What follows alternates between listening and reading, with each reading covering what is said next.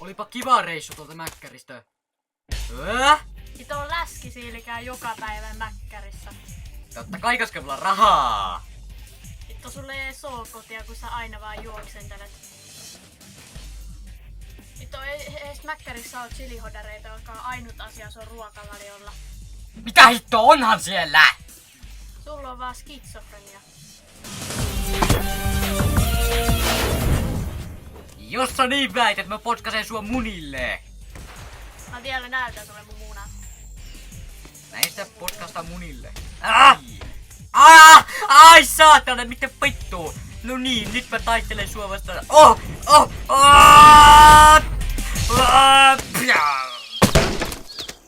Tää ei muuttanut mitään, mä käyn Mäkkärin silti. Ei siellä oo chilihodareja.